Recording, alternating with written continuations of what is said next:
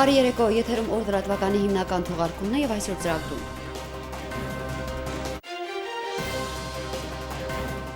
Բանակաշինությանը եւ ոլորտում երկու հայկական պետությունների համագործակցությանը վերաբերող հարցեր են քննարկվել նախագահական նստավայրում։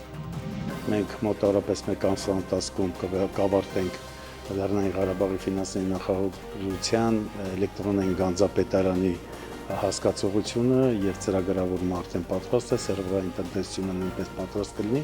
եւ այն կգործարկվի։ Բակո Սահակյանն այսօր ընդունել է Հայաստանի Հանրապետության ֆինանսների նախարար Գագիկ Խաչատրյանին։ Փոխհմբռնման հուշագիր Հայաստանի Հանրապետության եւ Լեռնային Ղարաբաղի Հանրապետության ֆինանսների նախարարությունների միջև ինչ քայլեր է ամրագրում ստորագրված փաստաթուղթը։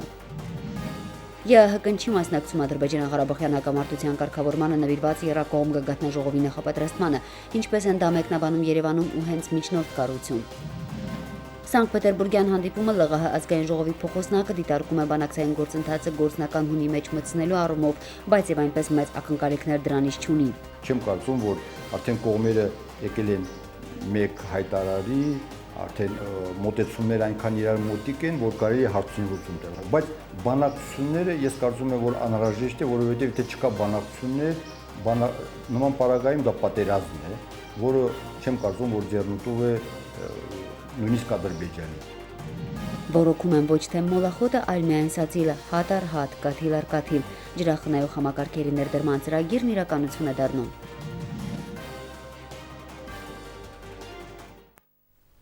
Հունիսի 14-ի լույս 15-ի գիշերը Ղարաբաղ-ադրբեջանական հակամարտ զորքերի շփման գծում պահպանվել է հարաբերական անդոր։ Հրադադարի պահպանման ռեժիմը հակառակորդի կողմից խախտվել է հրաձգային եւ դիպուկահար զինատեսակներից։ Պաշտպանության բանակի առաջապահ զորամասերը հավատարիմ են մնացել հրադադարի պահպանման ռեժիմին եւ շարունակել են վստահորեն իրականացնել մարտական հերթապահություն։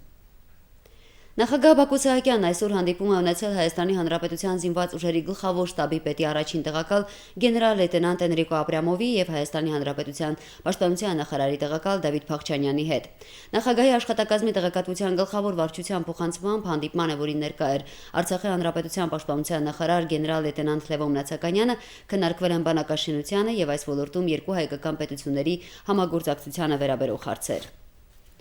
Այսօր Մոսկվայում կայացած ԱՊՀ մասնակից պետությունների պաշտպանության նախարարների խորհրդի հերթական նիստի մասնակցել է Հայաստանի Հանրապետության պաշտպանության նախարար Սեյրան Օհանյանի գլխավորած պատվիրակությունը։ Նիստում դիտարկվել է շուրջ 20 հարց, բազմակողմ ռազմական համագործակցության հետագա կատարելագործման ուղղությամբ։ ԱՊՀ պաշտպանության նախարարների խորհուրդը հաստատել է մինչև 2020 թվականը ռազմական համագործակցության հայեցակարգի իրականացման հիմնական ուղղություններն ու միջոցառումները, քննարկել եւ առաջարկել է ԱՊՀ մասնակից պետությունների ղեկավարների խորհրդի դիտարկմանը ներկայացնել Օդատիեզերային պաշտպանության հայեցակարգի նախագիծը։ Նախանշվել են ԱՊՀ մասնակից պետությունների զինված ուժերի 2017 թվականի համատեղ միջոցառումները, քննարկվել են մի շարք ոլորտների զարգացման ուղղված հարցեր։ ԱՊՀ պաշտպանության նախարարների խորհրդի նիստի շրջանակներում կայացել է նաև Հայաստանի Հանրապետության պաշտպանության նախարար Սեյրան Օհանյանի առանձնազրույցը Ռուսաստանի Դաշնության պաշտպանության նախարար Սերգեյ Շոյգուի հետ։ Երկու երկրների պաշտպանական գերատեսչությունների ղեկավարները քննարկել են պաշտպանության ոլորտում համագործակցության ամրապնդման, ռազմատեխնիկական գործակցության ընդլայնման, ինչպես նաև երկուստեք հետաքրքրություն ներկայացնող հարցեր միտված ռազմավարական դաշնակցային հարաբերությունների հետագա խորացմանը։ ԱՊՀ տարածքում, ինչպես եւ ցանկացած այլ տարածաշրջանում հակամարտությունները կարող են կարգավորվել բացառապես խաղաղ ճանապարհով, քաղաքական, դիվանագիտական ու այլ ոչ ռազմական միջոցներով։ Պետդումայում կառավարական ժամի ընթացքում հայտարարել է Ռուսաստանի Դաշնության արտգործնախարար Սերգեյ Լավրովը։ Դա վերաբերում է եւ ներուկրաինական ճգնաժամին եւ Մերձնեստրի ու Լեռնային Ղարաբաղի խնդիրներին։ Կարևորը պետք է հարգել կողմերի միջև ձեռք բերված պայմանավորվածությունները, թույլ չտալ դրանց վերանայում։ Վստահ ենք, որ բոլոր այդ ճգնաժամային իրավիճակներն ավելի հեշտ կլիներ կարգավորել, եթե հաղթահարվեին համակարգային արատները համաեվրոպական համագործակցության ոլորտում, վերածվեին պահպանվող բաժանարար գծերը, նշել է Լավրովը։ ԵԱՀԿ-ի մասնակցում Ադրբեջան-Ղարաբաղյան հակամարտության կարգավորմանը նվիրված եռակողմ գագաթնաժողովի նախապատրաստմանը։ Այդ մասին 10-ին հայտնել է ԵԱՀԿ մամուլի հետ կապերի բաժնի ղեկավարի պաշտոնակատար Նատաշա Ռաջակովիչը։ Նա ձեռնպահ է մնացել որևէ մեկնաբանությունից եւ չի պատասխանել հանդիպման անցկացման հնարավոր ամսաթվի վերաբերյալ հարցին։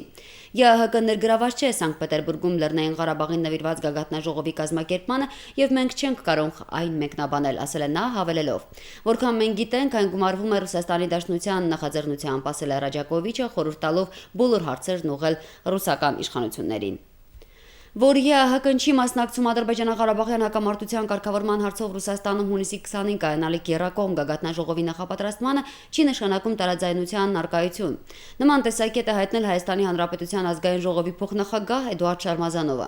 Այդ հայտարարությունը նշանակում է, որ կազմակերպիչը ռուսական կողմն է, իսկ Ռուսաստանը ԵԱՀԿ Մինսկի խմբի համանախագահ երկիր է։ Առաջին անգամը չէ, որ Ռուսաստանի Դաշնության նախագահի նախաձեռնությամբ հանդիպում է տեղի ունենում։ Նույնը ժամանակին եղել է նաև ֆրանսիական եւ ամերիկյան կողմերի նախաձեռնությամբ, հիշեցրել է Շարմազանովը եւ ընդգծել երանախագահող երկրների միասնական դիրքորոշումը հակամարտության հարցում։ Ապրիլյան ագրեսիայից հետո Սանկտ Պետերբուրգում նախատեսվող Հայաստանի եւ Ադրբեջանի նախագահների հանդիպումը երկրորդն է։ Առաջինը մայիսին էր, տեղի ունեցավ ԵԱՀԿ Մինսկի խմբի հովանու ներքո եւ վստահության մեխանիզմներ մշակելու վերաբերյալ պայմանավորվածություն ձեռք բերվեց։ Այս պահին պաշտոնական լրահոսից դժվար է գուշակել Սանկտ Պետերբուրգյան հանդիպումն այդ շարքից է թե ոչ, քանի որ ԵԱՀԿ-ն հայտարարել է, որ դրա կազմակերպման հետ իրենք կապ չունեն։ Ինչ կարելի է սպասել Սանկտ Պետերբուրգի հանդիպումից։ Արցախի խորհրդարանի փոխոսնակ Վահրամ Բալայանի կարծիքով ապրիլյան ագրեսիայից հետո բանակցային գործընթաց ասվածի ակտիվացումը ակնկալելի էր։ Վերջին տարիներին այնինչ որտեղ ձևական բնույթ ուներ մի շարք գործոններ ադրբեջանական կողմին նույնիսկ թույլ տվեցին կարծել, թե հակամարտությունը ռազմական լուծում ունի, սակայն ապրիլյան իրադարձությունները այլ բան ապացուցեցին, խառնելով առաջին հերթին Ադրբեջանի խաղաքարտերը։ Հարցը ռազմական լուծում չունի եւ գործնական քայլեր են անհրաժեշտ։ Կողմերը արդեն ավելի գործնական են փորձում իրար հետ հարցեր լուծումներ տալ։ Ադրբեջանը արդեն այն ձևական մոտեցումները որ ուներ, իսկ թվում է, որ Ադրբեջանը արդեն ավելի է փորձում գործնական հարցեր առաջադրել, հարցերին լուծումներ տալ։ Խոսքը դրա մասին է, որ իրավիճակի փոխված եւ այդ իրավիճակի պայմաններում կարծում եմ, որ բանակցային գործընթացը կարող է ինչ-որ մի տեղի հասցնել, բերել մի հանգրվանի, որը հարցին խաղաղ լուծում կապահովի։ Ապրիլյան իրադարձությունները մտածելու տեղիք տվին նաև տարածաշրջանում շահեր հետապնդող եւ հակամարտության կարգավորման հարցով զբաղվող միջնորդներին։ Մեկ ամիս առաջ կայացած Վիեննայի հանդիպումը առանցքային էր պատերազմի վերսկսումը բացառելուն ուղղված գործնական քայլերի տեսանկյունից։ Մինչև այդ նման համաձայնությունները ընդհանուր Ադրբեջանի կողմից խախտվում էր, բայց այդ համաձայնությունը, ինչպես ասում են, այսօր ինչ որ ձևով պահպանվում է հրադադարը ռազմաճակատում, ինչ որ ձևով համենայն դեպս պահպանվում է եւ կարծում եմ, որ բանակցային գործընթացը այս տեսանկյունից որոշակի հեռանկար ունի։ Սանկտ Պետերբուրգյան հանդիպումը ԼՂՀ ազգային ժողովի փոխոսնակը դիտարկում է բանակցային գործընթացը գործնական հունի մեջ մտցնելու առումով, բայց եւ այնպես մեծ ակնկալիքներ դրանից չունի։ Չեմ կարծում, որ արդեն կողմերը եկել են մեկ հայտարարի, արդեն մոտեցումները այնքան իրար մոտիկ են, որ կարելի է հարցին լուծում տալ։ Բայց բանակցությունները ես կարծում եմ, որ անհրաժեշտ է, որովհետև եթե չկա բանակցություններ, նման պարագայում դա պատերազմն է, որը չեմ կարծում, որ ձեռնտու է նույնիսկ Ադրբեջանին։ Առաջկա հանդիպման նախաձեռնությունը Ռուսաստանինն է։ Վահրամ Բալայանը չի կիսում այն մտահոգությունը, թե Ռուսաստանը ի հաշիվ հայկական շահերի փորձելու է սիրաշահել Ադրբեջանին։ Ընդհակառակը։ Նկատենք, որ ապրիլյան իրադարձությունների ժամանակ հենց միջնորդների տվյալ պարագայում նաև Ռուսաստանի, որը ըստ էության Հայաստանի Հանրապետության ռազմավարական դաշնակիցի համարվում, չպահեց իրեն այն ձևով, որ որոշակի հույս ներշնչի, որ կարելի է նման ռազմավարական գործընկերոջ հետ երկար ճանապարհ անցնել։ Ես կարծում եմ, որ այս հանգամանքը նույնպես ռուսական իշխանություններին դրդում է, որպեսզի ավելի ակտիվ լինեն տարածաշրջանը, որովհետև վերջո Հայաստանի Հանրապետություն ռուսական զորքերի արկայությունը եւ մեկ էլ եմ ասում դարերի տասնամյակների ընթացքում ունեցած այդ հարաբերությունները դրա մասին է վկայում, որ Ռուսաստանը հեշտ ու հանգիստ այդպես չի կարող Հայաստանին, ինչպես ասում են, իրենից մղել եւ մենակ փայփայել Ադրբեջանին։ Այսինքն ես կարծում եմ, որ ամենայն դեպս սա պետք է հաշվի առնվի, եթե հաշվի չառնվի, դա չի նշանակում, որ մեր ժողովրդի համար այլընտրանքային տարբերակներ չկան, մեր քաղաքական միտքը, դիվանագիտական միտքը չի կարող իր համար նոր ուղիներ որոնել։ Ինչ վերաբերում է ինչպես այս հանդիպման, այնպես էլ ողջ բանակցային գործընթացում Լեռնային Ղարաբաղի Հանրապետության շահին, ապա Արցախի ազգային ժողովի փոխոսնակը համոզված է, որ այն պետք է տեղավորվի Լեռնային Ղարաբաղի Հանրապետության սահմանադրության շրջանակներում։ Չեմ կարծում, որ զիջումների, փոխզիջումների մասին կարող է խոսք լինել։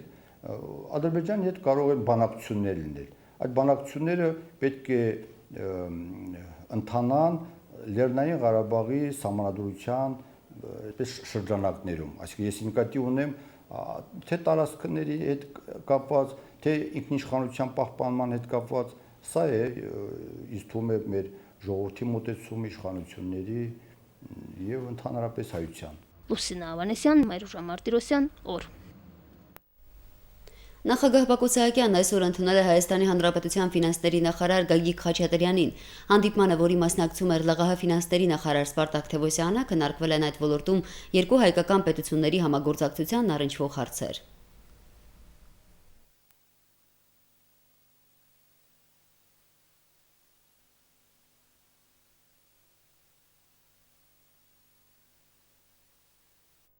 Լեռնային Ղարաբաղի Հանրապետության նախագահի հետ քննարկեցինք ֆինանսական համագործակցության խնդիրները երկու գերատեսչությունների միջև նոր համաձայնագրի ստորագրման անհրաժեշտության մասին եւ այն համագործակցությունը, որ տարիներ առաջ գործում էր եւ այսօր շարունակվում է։ Մենք մոտավորապես մեկ ամսվա ընթացքում կավարտենք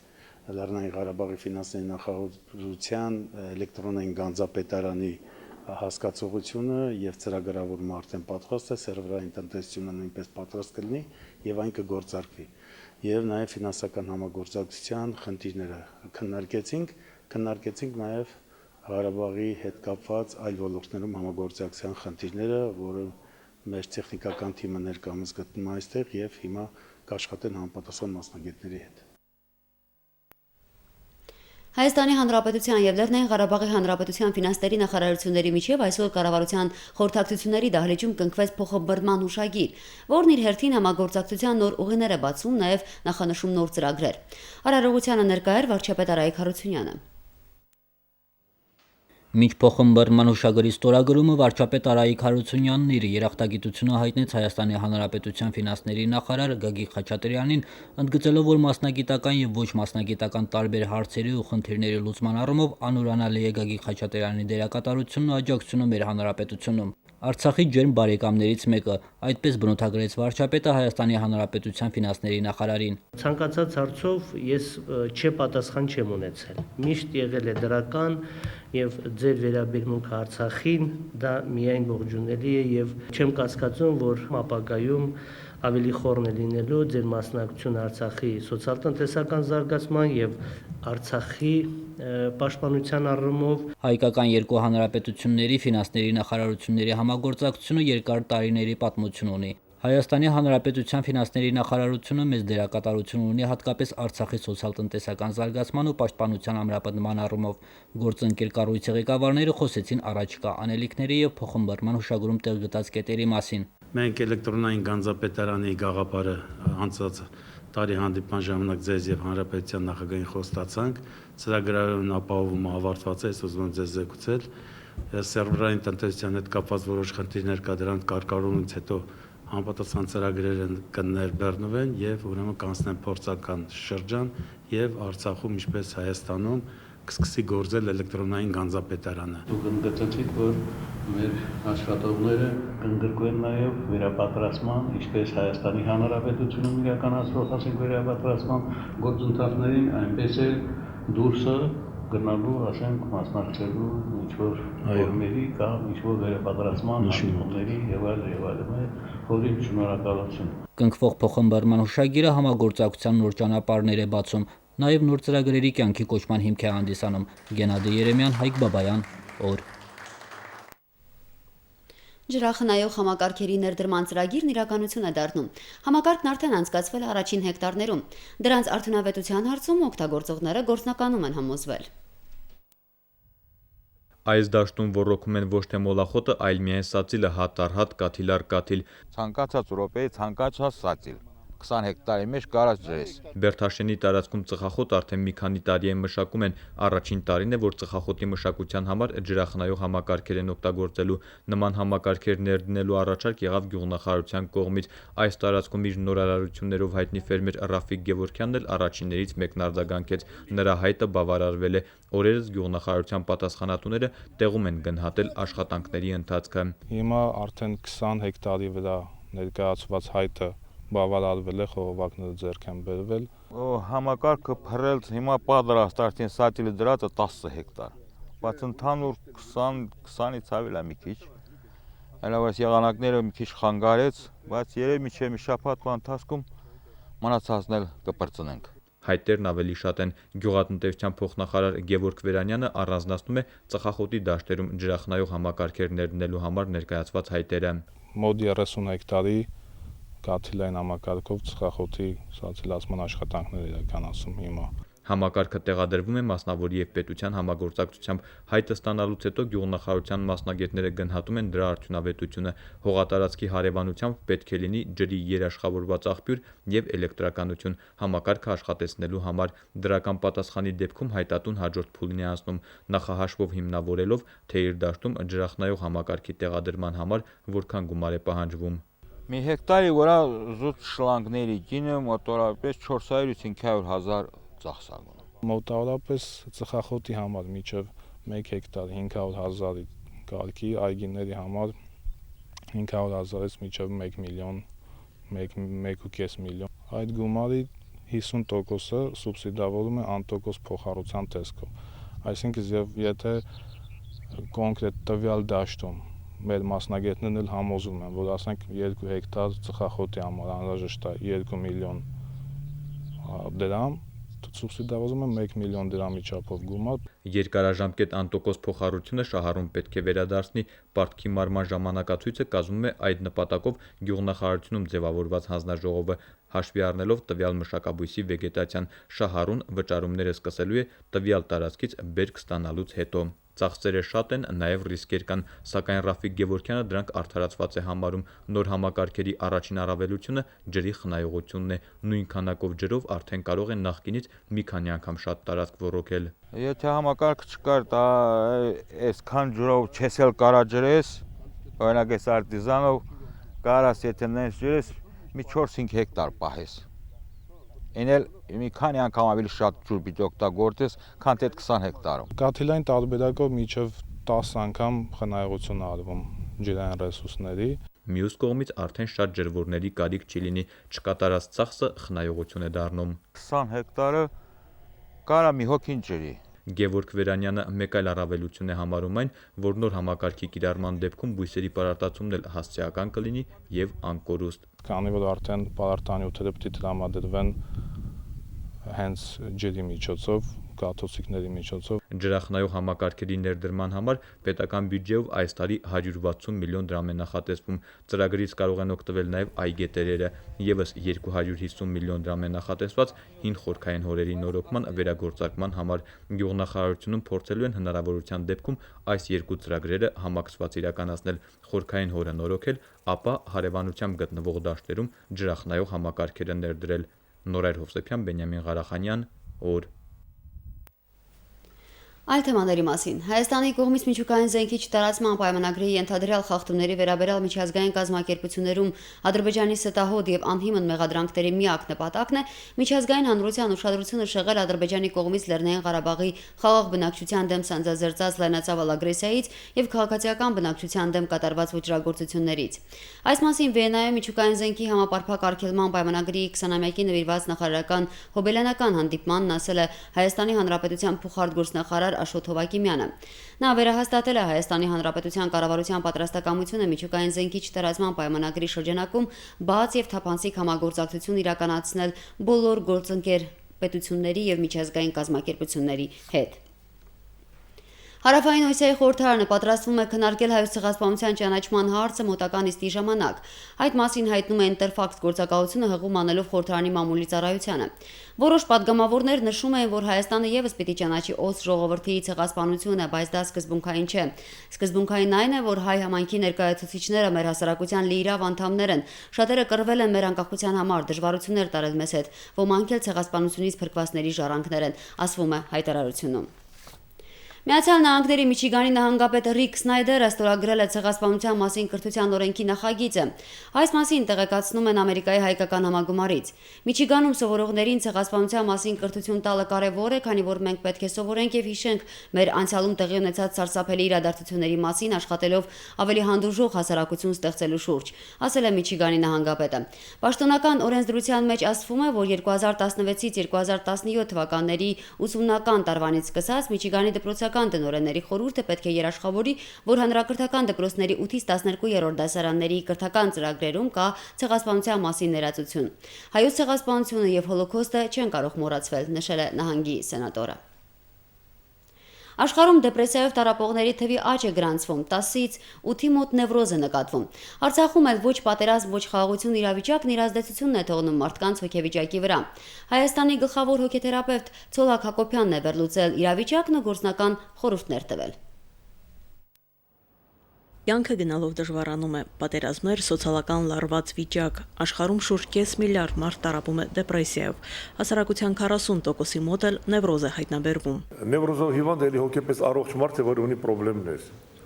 Այսօր նրանց քանակը հասնում է հասարակության մեջ մինչև 30, 40, 50%-ի, իսկ 10-ից 8-ի մոտ մենք գտնում ենք գոնե առանձին նևրոզիկ ռեակցիաներ։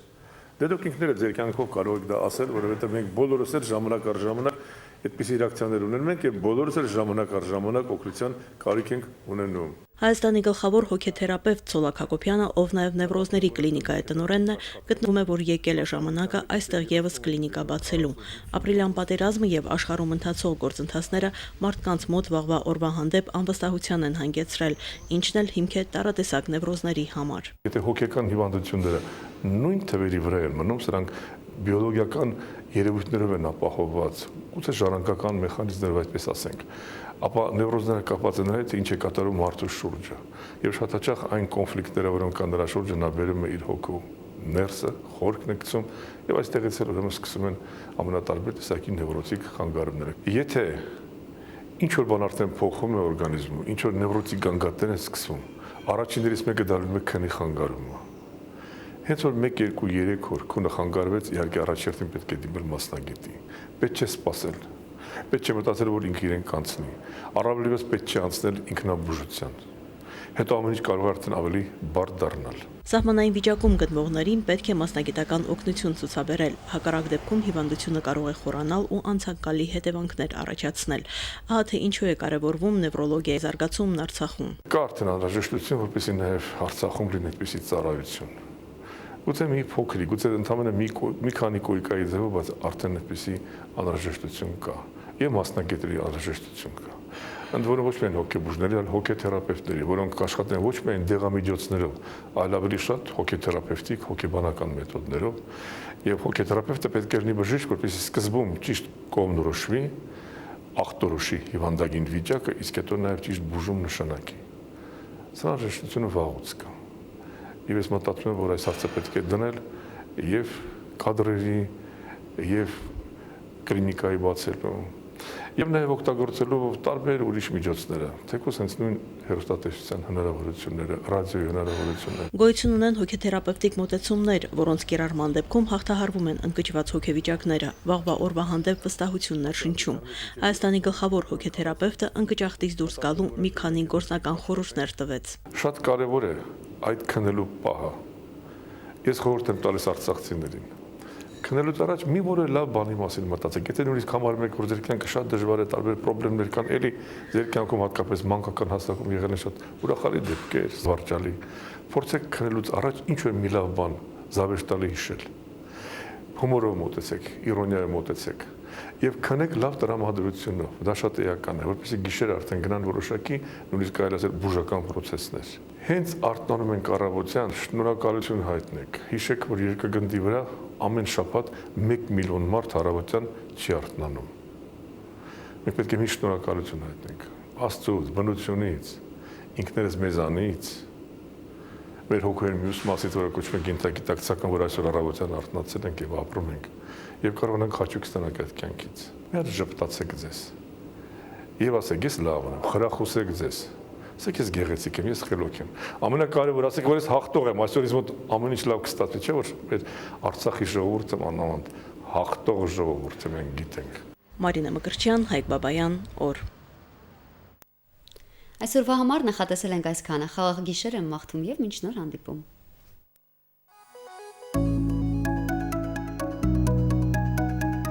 Եղանակի տեսության հովանավորն է SBS ընկերությունը։